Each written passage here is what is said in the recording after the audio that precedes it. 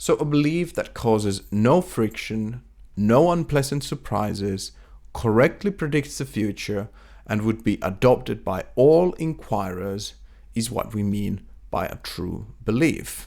Truth isn't something out there in the universe. It's a property of belief.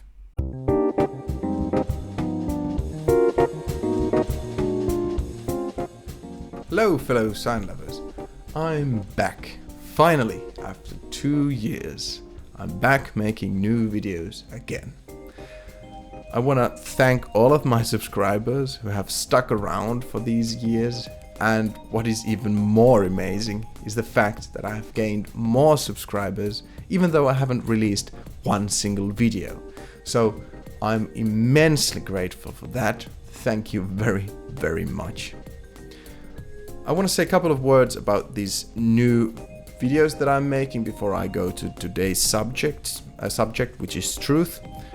So these videos are about very difficult and complex themes, so they are not to be taken as the final word on these issues by no means. There are more like tentative explorations on these themes. And I think that what I'm doing here is that I'm presenting these ideas publicly to you, to the community of inquirers, that is you, to be further developed as ideas and as symbols, as we will learn in a future video. But that's the idea. I just present these ideas so that they could be further developed. But today's subject is a very difficult one. It's a very complex one. It's truth. And I want to present a definition of truth that I've been working on, which I find quite useful to clarify the nature of truth. It certainly makes it more understandable what we mean by truth. So here's my definition. Truth is a property of a belief of some system. What makes a belief true is the fact that it is in perfect harmony with the surrounding environment. It causes no friction between the system and its environment. It minimizes surprise. It correctly predicts the future. So let's unpack this piece by piece so that you can better understand what I'm after. So I say that truth is a property of belief of some system. So let's start by clarifying what I mean by system. So I have a system theoretical view of reality, meaning that I see that reality, or I conceptualize reality as made of systems, composed of different kinds of systems. All of these systems interact with one another, and furthermore, many of these systems are within some other systems, so there are subsystems, so to say. Then what is a system? Well, that is something I want to clarify in more detail in a future video, but we could say that anything that has a positive identity and survives in space-time is a system.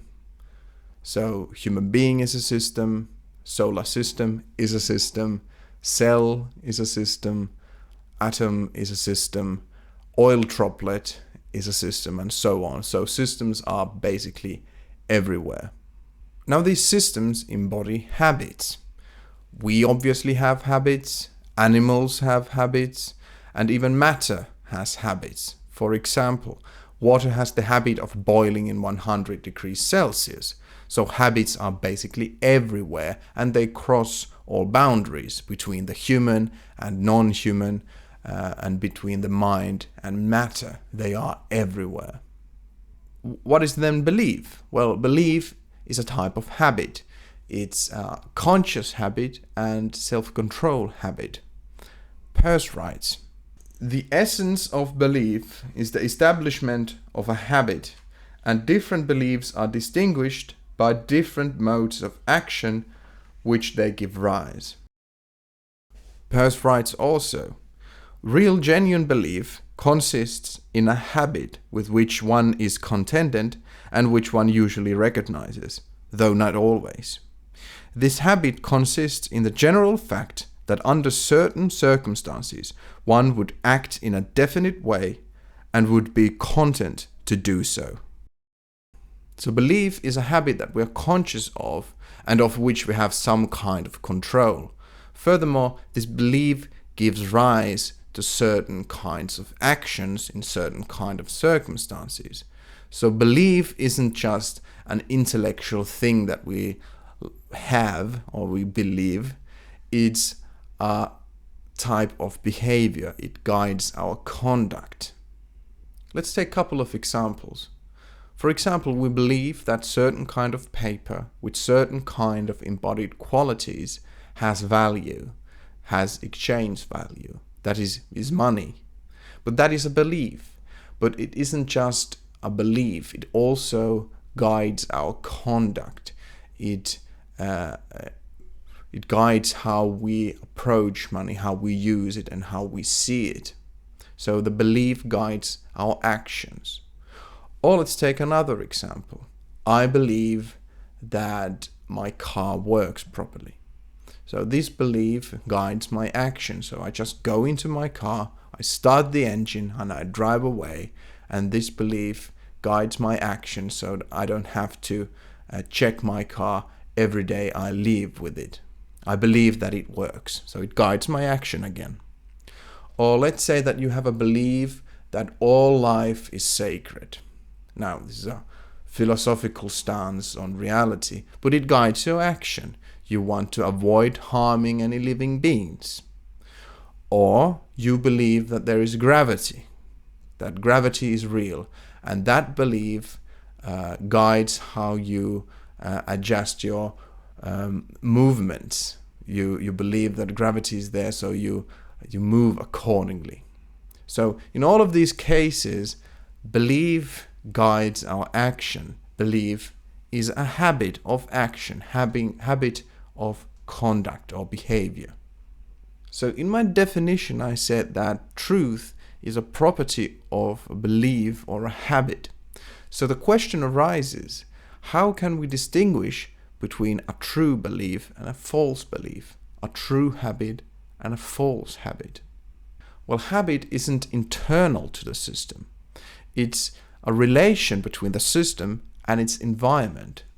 So if a habit is false, it isn't in harmony with its environment. It isn't in harmony with the more general habits of the environment. A false belief causes friction between the system and its environment and must be at some point corrected. For example, you may believe that you don't need to eat or drink anything, that sunlight is all you need for survival. You may believe that, and you may even act accordingly. But at some point, you must face the facts that that isn't sustainable. False beliefs aren't sustainable. They are not in harmony with the environment, which causes friction. And in this case, that would cause death. So at some point, if you don't want to die, you have to face the facts and eat and drink. So that belief was false. It caused friction. In other words, our beliefs and habits must correspond in some way with our environment. So metaphorically speaking, we must be in the same wavelength as our environment. We must dance in the same rhythm as our environment. Then your belief is true. It causes no friction, it causes no unpleasant surprises, and it correctly predicts the future. So let's take an example, that car example again. Now, your belief is this. You believe that your car works. So you go into your car, you start your engine, and you drive away. Everything went as expected, no friction, no unpleasant surprises. Everything runs so smoothly that you are hardly conscious of this belief. But now, on the other hand, you go into your car, you start the engine, but the engine won't start. Now there is friction. Now there is an unpleasant surprise. Now things didn't went as you planned. So now that belief was false. Your car wasn't working, and you see this falseness of your belief by this experienced friction and surprises. Now, what we're doing here, we are now saying that truth isn't something out there in the universe. It's a property of belief. Peirce writes, "Your problems would be greatly simplified if instead of saying that you want to know the truth, you were simply to say that you want to attain a state of belief unassailable by doubt." And by doubt, Peirce here means exactly that experience of friction, that experience of unpleasant surprise, that you're not entirely sure what went wrong, but something went wrong. But when we face this friction, this doubt, our beliefs are corrected. Our habits are slowly but surely corrected. And in the long run, those beliefs will be true. And the scientific method is the best way of improving our beliefs and habits. Peirce writes, "The opinion which is fated to be ultimately agreed to by all who investigate is what we mean by the truth, and the object represented in this opinion is the real."